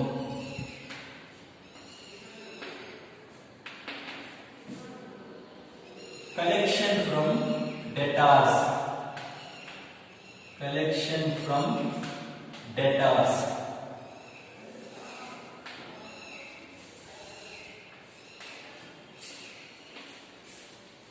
Particulars April, May, June. ಈ 3 ತಿಂಗಳನ್ನ ನಾವೀಗ ಮಾಡ್ತಾ ಇದ್ದೇವೆ. ಏಪ್ರಿಲ್, ಮೇ, ಜೂನ್ ತಿಂಗಳ ವರ್ಕಿಂಗ್ ನೋಟ್ ಪ್ರಕಾರ ವರ್ಕಿಂಗ್ ನೋಟ್ ಫಸ್ಟ್ ಅಂತ ಬರ್ಕೊಂಡಿದ್ದಾನ. ವರ್ಕಿಂಗ್ ನೋಟ್ ಪ್ರಕಾರ ಫಸ್ಟ್ ಬರ್ತಕ್ಕಂಥದ್ದು ಏನಪ್ಪಾ ಅಂತಂದ್ರೆ, ಇಲ್ಲಿ ಏಪ್ರಿಲ್ ತಿಂಗಳಿಗಿಂತ ಇನ್ನೊಂದು ತಿಂಗಳು ಬಹಳ ಇಂಪಾರ್ಟೆಂಟ್ ಆಗುತ್ತೆ. ಸೇಲ್ಸ್ ಅಲ್ಲಿ ಏನಿದೆ ನೋಡಿ, 25% of sales for cash, remaining is A credit allowed 1 month ಅಂತ ಹೇಳ್ತಾರೆ. ಒಂದು ತಿಂಗಳು ಅವರಿಗೆ ಕೊಡ್ತಾರಂತ. 25% ಕ್ಯಾಶ್ ಇದ್ರೆ ರಿಮೈನಿಂಗ್ ಏನಾಗಿರ್ತದ, ಕ್ರೆಡಿಟ್ ಆಗಿರ್ತದೆ ಅಂತ ಹೇಳ್ತಾನೆ. ಸೊ ಹಾಗಾಗಿ ನಾವೇನ್ ಮಾಡಬೇಕು, ಏಪ್ರಿಲ್ ಇಂದ ಬಿಫೋರ್ ಮಂತ್ ಯಾವ್ದು, ಮಾರ್ಚ್ ಬರೀಬೇಕು. ಮಾರ್ಚ್ ಅನ್ನ 2 ಪಾರ್ಟ್ ಆಗಿ ಡಿವೈಡ್ ಮಾಡ್ರಿ. 25% ಆಫ್ ಕ್ಯಾಶ್, 75% ಆಫ್ ಕ್ರೆಡಿಟ್. ಯಾಕಂದ್ರೆ ಮಾರ್ಚ್ ತಿಂಗಳಲ್ಲಿ 25% ಕ್ಯಾಶ್ ಇದೆ, 75% ಕ್ರೆಡಿಟ್ ಇದೆ. ಸೊ ಹಾಗಾಗಿ 25% ಕ್ಯಾಶ್ ಎಷ್ಟಾಗುತ್ತೆ ಅಂತ ನೋಡ್ಕೊಡ್ರಿ. ಮಾರ್ಚ್ ತಿಂಗಳದಾಗ ಸೇಲ್ಸ್ 8 ಲಕ್ಷ ಇದೆ. 8 ಲಕ್ಷಕ್ಕೆ 25% ಅಂತಂದ್ರೆ 2 ಲಕ್ಷ. 2 ಲಕ್ಷ ಅಮೌಂಟ್ ಇಲ್ಲಿ ಬಂದ್ಬಿಡ್ರಿ. 2 ಲಕ್ಷ ಬ್ರಾಕೆಟ್ ಅಲ್ಲಿ ಬಂದ್ಬಿಡ್ರಿ. ಅಲ್ಲೇ ಇನ್ನೊಂದು ಕಾಲಮ್ ಬಂದ್ಮೇಲೆ ಮಾರ್ಚ್ ತಿಂಗಳದ್ದು 75% ಕ್ರೆಡಿಟ್. ಕ್ರೆಡಿಟ್ ಪೀರಿಯಡ್ ಅಲೌಡ್ ಯಾವಾಗ ಎಷ್ಟಿದೆ, 1 ಮಂತ್ ಇದೆ. ಅಂದ್ರೆ 1 ತಿಂಗಳು ತಡ ಆಗಿ ಕೊಡ್ತಾರ ಅಂತ ಅರ್ಥ. ಮಾರ್ಚ್ ತಿಂಗಳದಾಗ ತಗೊಂಡಿರ್ತಕ್ಕಂಥದ್ದು ಏನಿದೆಯಲ್ಲ, ಅದು ಯಾವಾಗ ಕೊಡ್ತಾನ, ಏಪ್ರಿಲ್. ಅರ್ಥ ಆಗತ್ತಲ್ಲ. ಸೊ ಹಾಗಾಗಿ 75% ಕ್ರೆಡಿಟ್ ಸೇಲ್ಸ್ ಅಮೌಂಟ್ ಅನ್ನ ಮಾರ್ಚ್ ತಿಂಗಳದ್ದು ಏಪ್ರಿಲ್ ಇಸ್ಕೊತೀವಿ. ಹಾಗಾಗಿ ಏಪ್ರಿಲ್ ಅಲ್ಲಿ ಬರೀಬೇಕಾಗುತ್ತೆ ನಾವು ಅಮೌಂಟ್ ಅನ್ನ. ಎಷ್ಟು ಬರೀಬೇಕು, 6 ಲಕ್ಷ ಬರೀಬೇಕು. ಈಗ ಏಪ್ರಿಲ್ ತಿಂಗಳ ಅಲ್ಲಿ 6 ಲಕ್ಷ ಅಮೌಂಟ್, 75,000 ಮಾರ್ಚ್ ಅಮೌಂಟ್ ಏನಾಗುತ್ತೆ ಏಪ್ರಿಲ್ ಅಲ್ಲಿ ಬಂದ್ಬಿಡುತ್ತೆ. ಅದಾದ್ಮೇಲೆ ಏನ್ ಮಾಡಬೇಕು, ಏಪ್ರಿಲ್ ಅಂತ ಬರ್ಕೋಬೇಕು. ಏಪ್ರಿಲ್ ಅನ್ನು ಕೂಡ 2 ಪಾರ್ಟ್ ಆಗಿ ಡಿವೈಡ್ ಮಾಡಬೇಕು. ಏನದು, 25% ಆಫ್ ಕ್ಯಾಶ್, ರಿಮೈನಿಂಗ್ ಎಷ್ಟು 75% ಆಫ್ ಕ್ರೆಡಿಟ್ ಬರ್ಕೋಬೇಕು. ಇವಾಗ ಏನ್ ಮಾಡಬೇಕು, ಏಪ್ರಿಲ್ ತಿಂಗಳ ಅಮೌಂಟ್ ಎಷ್ಟು, ಸೇಲ್ಸ್ ಅಮೌಂಟ್ ನೋಡ್ಕೊಡ್ರಿ. 9,60,000 ಇದೆ. 9,60,000 ಏಪ್ರಿಲ್ ಅಮೌಂಟ್. ಇದೇನಾಗುತ್ತೆ, ಇದಕ್ಕೆ 25% ಕ್ಯಾಶ್ ಅಂತ ಹೇಳ್ತಾನೆ. 25% ಕ್ಯಾಶ್ 2,40,000 ಬ್ರಾಕೆಟ್ ಅಲ್ಲಿ ಬರ್ಕೊಡ್ರಿ. 2,40,000 ಬ್ರಾಕೆಟ್ ಅಲ್ಲಿ ಬರ್ಕೊಂಡ್ರೆ ರಿಮೈನಿಂಗ್ ಬ್ಯಾಲೆನ್ಸ್ 7,20,000 ಕ್ರೆಡಿಟ್. ಆ 7,20,000 ಕ್ರೆಡಿಟ್ ಏಪ್ರಿಲ್ ತಿಂಗಳ ಅದು ಮೇ ತಿಂಗಳಲ್ಲಿ ಬರುತ್ತೆ. ಸೊ ಹಾಗಾಗಿ ಬರೀಬೇಕು 7,20,000 ಮೇ ತಿಂಗಳಲ್ಲಿ ಬರೀಬೇಕು. ಏಪ್ರಿಲ್ ತಿಂಗಳದು 75% ಆಫ್ ಕ್ರೆಡಿಟ್ ಅಮೌಂಟ್ 7,20,000 ಮೇ ತಿಂಗಳಲ್ಲಿ ಬರುತ್ತೆ. ಯಾಕಂದ್ರೆ 1 ಮಂತ್ ಡಿಲೇ ಆಗಿದೆ ಅಂತ ಹೇಳ್ತಾನೆ. Sales credit period allowed 1 month ಅಂತ ಹೇಳ್ತಾನೆ. ಸೊ ಹಂಗಾಗಿ 1 ತಿಂಗಳು ತಡ ಆಗಿ ಅಮೌಂಟ್ ಅನ್ನ ತಗೋಬೇಕಾಗುತ್ತೆ. ಏಪ್ರಿಲ್ ಆದ್ಮೇಲೆ ಮೇ ತಿಂಗಳು ಬರುತ್ತೆ. ಮೇನ 2 ಪಾರ್ಟ್ ಆಗಿ ಡಿವೈಡ್ ಮಾಡೋಣ.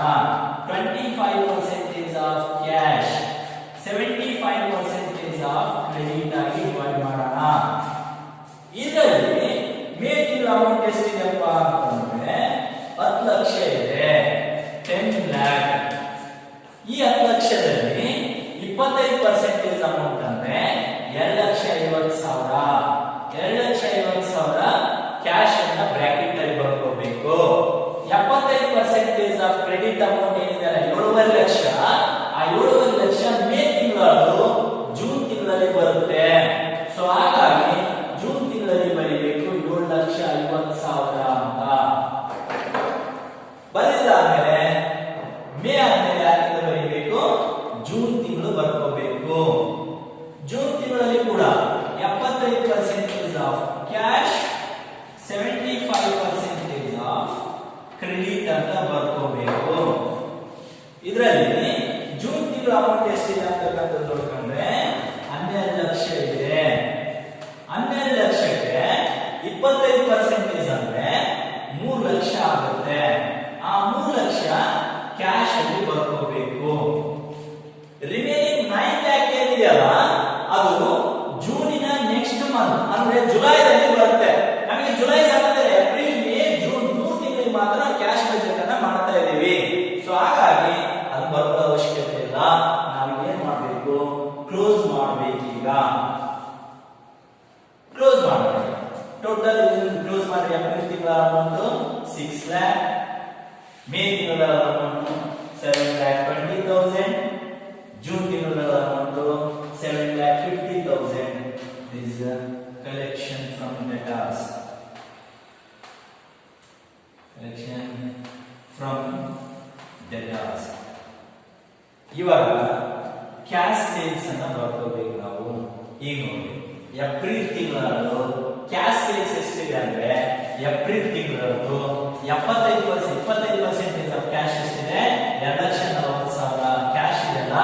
ಏಪ್ರಿಲ್ ತಿಂಗಳ ಕ್ಯಾಶ್ ಬರ್ಕೋಬೇಕು 2,40,000 ಅಂತ. ಕಲೆಕ್ಷನ್ ಫ್ರಮ್ ಡೆಟಾರ್ಸ್ ಏಪ್ರಿಲ್ ತಿಂಗಳಲ್ಲೂ ಕಲೆಕ್ಷನ್ ಫ್ರಮ್ ಡೆಟಾರ್ಸ್ ಎಷ್ಟಿದೆ, 6 ಲ್ಯಾಕ್ ಇದೆ. ಆ 6 ಲ್ಯಾಕ್ ಅನ್ನ ಬರ್ಕೋಬೇಕು. ಈಗ ಟೋಟಲ್ ಮಾಡಿ 6, 7, 8, 9, 10, 11, 40, 11,40,000. ಇದು ಟೋಟಲ್ ಎ. ನೆಕ್ಸ್ಟ್ ಏನ್ ಮಾಡ್ಬೇಕೀಗ, ಬಿ. ಬಿ ಏನು, ಪೇಮೆಂಟ್ಸ್. ಪೇಮೆಂಟ್ಸ್ ಏನ್ ಪೇಮೆಂಟ್ಸ್ ಅಲ್ವಾ ನೋಡು. ಕ್ಯಾಶ್ ಪರ್ಚೇಸ್ ಇದೆ ನೋಡ್ಕೊಳ್ಳಿ.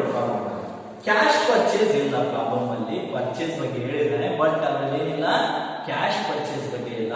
ಕ್ರೆಡಿಟ್ ಪರ್ಚೇಸ್ ಬಗ್ಗೆ ಇದೆ.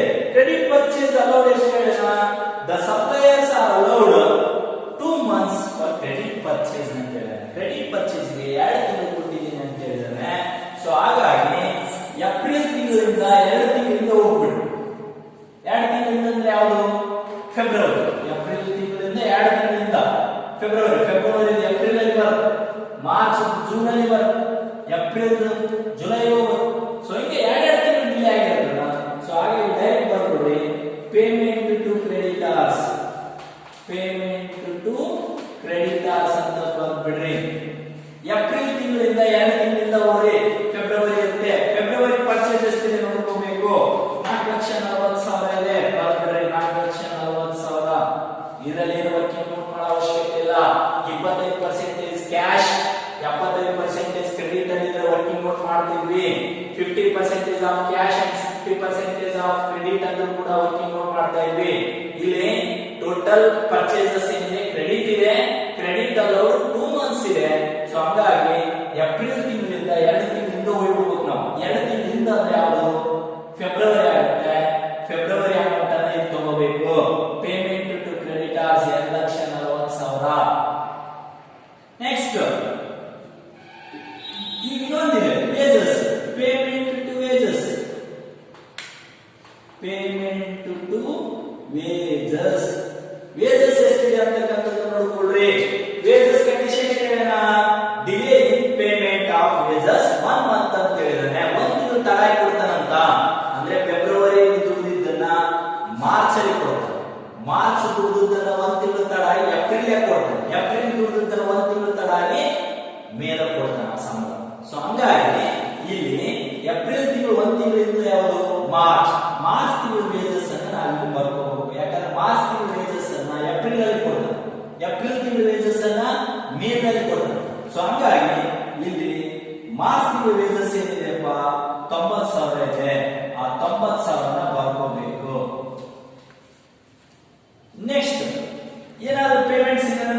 ಬೇರೆ ಯಾವ ಪೇಮೆಂಟ್ಸ್ ಇಲ್ಲ.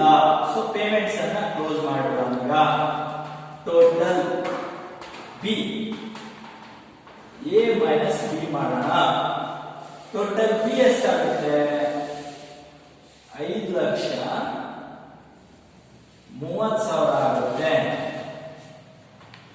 11,40,000ದಾಗ 5,30,000 ಹೋಯ್ತು ಅಂದ್ರೆ 6,10,000 ಆಗುತ್ತೆ. ಈ 6,10,000 ಏನಿದೆಯಲ್ಲ closing balance of cash. Closing balance of cash. ಈ closing balance of cash 6,10,000 April ತಿಂಗಳು, ಮೇ ತಿಂಗಳು ಏನಾಗುತ್ತೆ? ಓಪನಿಂಗ್ ಆಗುತ್ತೆ. ಸೊ ಹಾಗಾಗಿ 6,10,000 ಬರ್ಬಿಡ್ರಿ ಮೇ ತಿಂಗಳಲ್ಲಿ. ಬರೆದು ಮೇ ತಿಂಗಳು ಕ್ಯಾಶ್ ಸೇಲ್ಸ್ ಎಷ್ಟಿದೆ ನೋಡ್ಕೋಬೇಕು. ಇಲ್ಲಿ ಬರೀ ವರ್ಕಿಂಗ್ ನೋಟ್ ಅಲ್ಲಿ ಮೇ ತಿಂಗಳು ಇಲ್ಲಿದೆ. ಮೇ ತಿಂಗಳದಾಗ ಕ್ಯಾಶ್ ಸೇಲ್ಸ್ ಎಷ್ಟಿದೆ? 2,50,000 ಇದೆ. ಬರ್ಬಿಡ್ಬೇಕು 2,50,000. ಕಲೆಕ್ಷನ್ ಫ್ರಮ್ ಡೆಟಾರ್ಸ್ ಎಷ್ಟಿದೆಪ್ಪ? 7,20,000. ಬರ್ಬಿಡ್ಬೇಕು 7,20,000. ಸೊ ಬೋತ್ ನ ಆಡ್ ಮಾಡಿಟ್ಬಿಡ್ರಿ. ವಸ್ತು ಆಡ್ ಮಾಡಿಟ್ರೆ ಎಷ್ಟಾಗುತ್ತೆ? ಇಲ್ಲಿ 6, 8, 8, 10, 15, 15,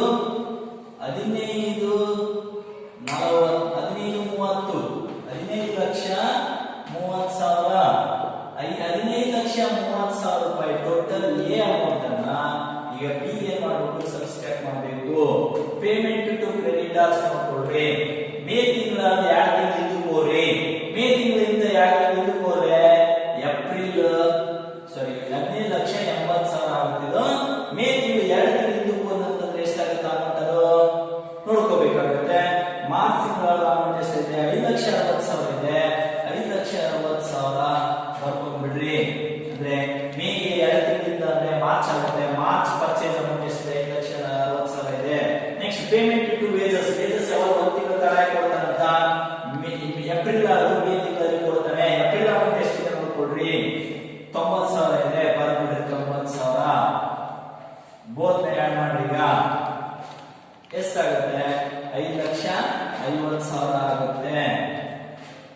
ಸರಿ, 6,50,000 ಆಗುತ್ತೆ. ಈ 6,50,000 ರೂಪಾಯಿನ ಸಬ್ಸ್ಟ್ರಾಕ್ಟ್ ಮಾಡಿ 15,80,000ದಲ್ಲಿ ಕಳಿಬೇಕು.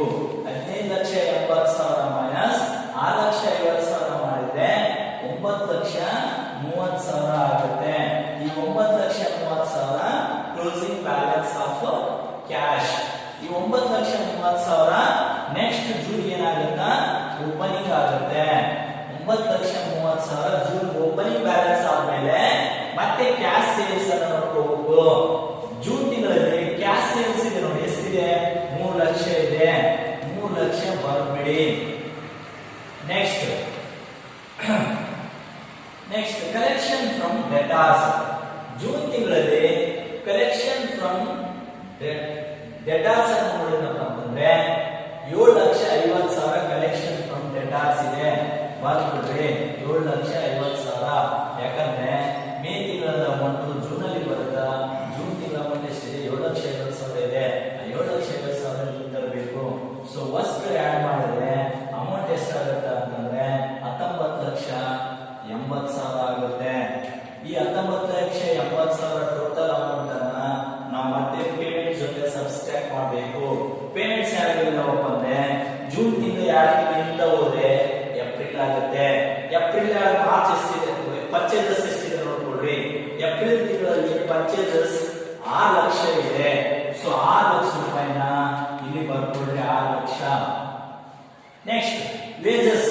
1 ತಿಂಗಳು ಡಿಲೇ ಆಗಿ ಕೊಡ್ತಾನೆ. ಮೇ ತಿಂಗಳು ಜೂನ್ ಯಾಕೆ ಕೊಡ್ತಾನ? ಮೇ ತಿಂಗಳು ವೇಜಸ್ ಎಷ್ಟಿದೆ ನೋಡ್ಕೊಳ್ರಿ. ಮೇ ತಿಂಗಳು ವೇಜಸ್ 1,10,000 ಇದೆ. 1,10,000. ಇವಾಗ ಏನ್ ಮಾಡ್ರಿ? ಟೋಟಲ್ ಬಿ ಮಾಡ್ಬೇಕು. ಅಂದ್ರೆ 6 ಮತ್ತು 7,10,000 ಆಗುತ್ತೆ. ಟೋಟಲ್ ಬಿ ಎಷ್ಟಾಗುತ್ತೆ? 7,10,000. ಇವಾಗ ಏನ್ ಮಾಡ್ರಿ? 19,80,000ದಲ್ಲಿ 7,10,000 ರೂಪಾಯಿಗಳನ್ನ ಕಳೀರಿ. ಕಳೆದಾಗ ಬರ್ತಕ್ಕಂಥ ಅಮೌಂಟ್ ಎಷ್ಟಿದೆ? 12,70,000 ರೂಪಾಯಿಗಳು ಬರುತ್ತೆ. 12,70,000 ಬ್ಯಾಲೆನ್ಸ್ ಆಫ್ ಕ್ಯಾಶ್. ಕ್ಲಿಯರ್ ಆಗಿದೆ ನಿಮಗೆ? ಇದೇನಾಗುತ್ತೆ ನೆಕ್ಸ್ಟ್ ಅದು ಜೂನ್ ಆದ್ಮೇಲೆ ಜುಲೈ